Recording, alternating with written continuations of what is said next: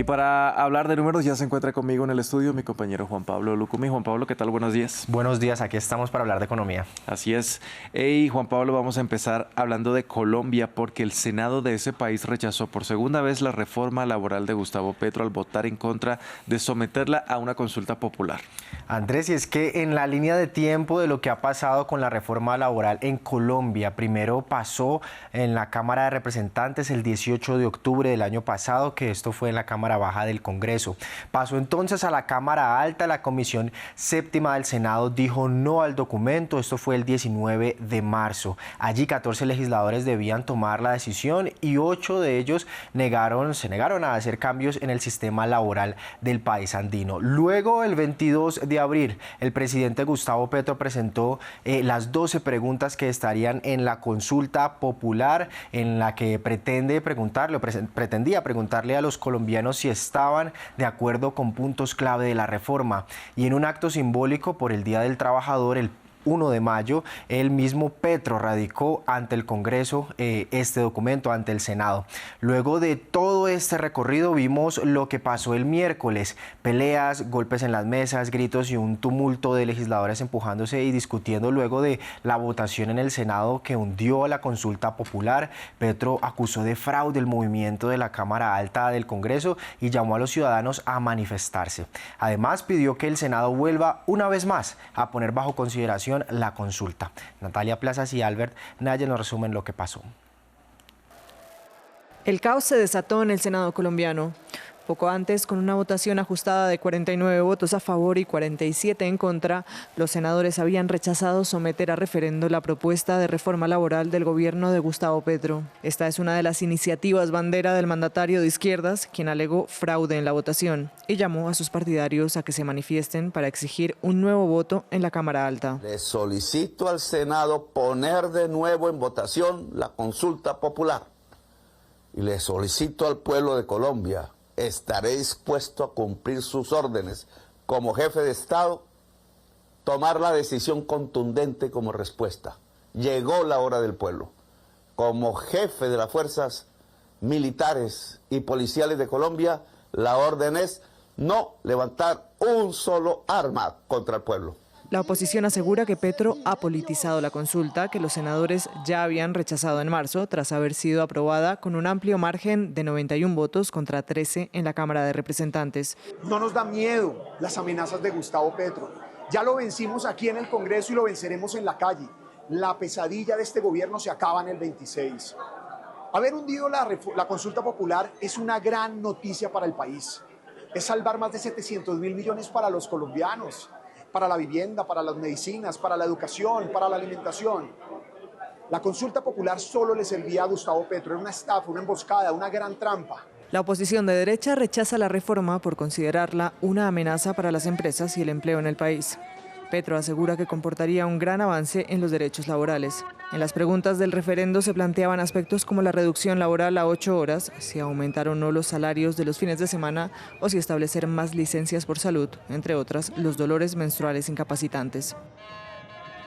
Bien, opiniones divididas sobre esta reforma laboral. Juan Pablo, ya lo hemos discutido a lo largo desde que se conoció esta reforma laboral, pero no está de más destacar qué cambios busca el gobierno para los trabajadores colombianos. Así es, porque ahora es un debate internamente en el legislativo de qué pasar, qué no pasar, de votos, pero de fondo, detrás de eso está toda una propuesta para cambiar justamente el sistema laboral que afecta al final a los colombianos. En su propuesta inicial, con la reforma del gobierno izquierdista de Petro, buscaba la eliminación de contratos de prestación de servicios muy comunes en las empresas colombianas, en donde se contrata al trabajador sin garantizarle pagos de salud, pensión y otras prestaciones. Se pretendía laborizar el contrato de aprendizaje de miles de jóvenes que estudian en la principal entidad de formación técnica y tecnológica de Colombia, llamada SENA, para que pasaran de trabajar en modo de pasantes a ser tratados como empleados. También proponía cambiar la jornada laboral nocturna con recargo para que éste empiece desde las 7 y no desde las 9 de la noche. como está actualmente y esperaba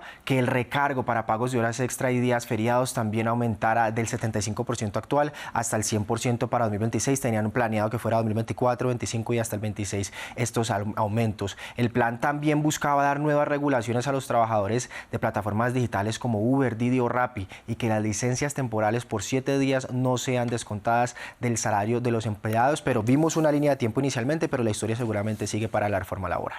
Así es, Juan Pablo, vamos a cambiar de tema para hablar ahora sobre cómo van los aranceles de Trump y sus negociaciones con distintos países. Andrés, por un lado, este jueves el presidente de Estados Unidos dijo que India, a quien amenazó con un arancel del 26% el 2 de abril antes de la pausa de 90 días, está dispuesta a retirar todos los aranceles que tiene contra Estados Unidos. Trump dijo desde Qatar que India fue la que presentó un documento para tener mejores condiciones comerciales entre ambos, algo que podría mover la apertura de Wall Street. Lo ven en pantalla porque en el premercado pues es el escenario negativo hasta ahora, con el dato del sector minorista de abril que no fue como lo esperaba el mercado. Por otro lado, luego de que el lunes China y Estados Unidos acordaron una pausa de 90 días en sus aranceles y bajaron sus tarifas mutuas en 115 puntos porcentuales, los envíos de contenedores estadounidenses desde China aumentaron un 300% según los datos del proveedor de software de seguimiento de contenedores, algo que hará que más de estos contenedores ingresen a territorio estadounidense luego de que los aranceles bajaran para China desde el 145% que estaba hasta el 30%, como decidió Washington, y del otro lado bajarán desde el 125% que estaba hasta el 10%, así quedan entonces grabados los productos estadounidenses que entran a territorio chino. Juan Pablo, y cerramos hablando del avance de China en la región y cómo incluso algunos de sus proyectos han superado a los estadounidenses. Sobre todo en el campo de la tecnología y los aplicativos móviles, China se ha presentado muy fuerte en la esfera global. Uno de esos grandes proyectos es su vehículo eléctrico estrella BYD, al que la administración Biden quiso afectar en su momento con un arancel del 100% y al que tanto le teme la Unión Europea, pues dice que no puede competir con su precio. Maxime Pluvinet preparó la historia del auto exitoso de China. Una escena que tiene ahora aires de profecía.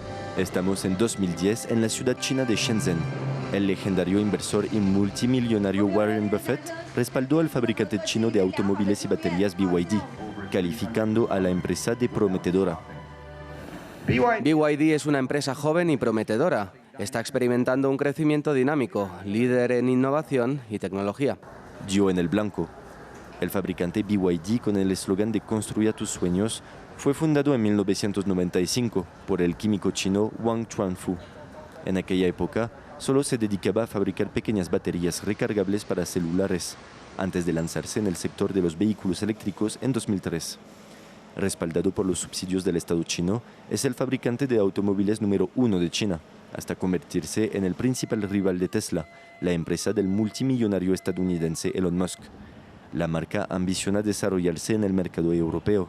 A finales de este año, nuestra planta de Hungría empezará a fabricar. Vamos a empezar a fabricar el coche en Europa. Entonces se convertirá en una instalación de fabricación europea aquí. ¿Y eso le ayudará a evitar los aranceles establecidos por la Comisión Europea? Sí. El líder automóvil chino incluso superó a las ventas de su rival tejano en el último trimestre de 2023. Y en su reporte anual publicado a finales de marzo de 2025, BYD revela que registraron ingresos de $107.000 millones para el año 2024, contra 97,7 mil millones para Tesla. De los 4,27 millones de vehículos que BYD vendió el año pasado, casi 9 de cada 10 correspondieron a su mercado nacional, China. Tiene como objetivo vender la mitad de sus vehículos fuera del mercado chino en 2030. Juan Pablo, gracias por este repaso a las noticias de la economía. Nos vemos entonces mañana con más información. Estaremos aquí para seguir hablando de números. Así será. Y ustedes, televidentes, también gracias por sintonizarnos. Hacemos una breve pausa y ya regresamos con más.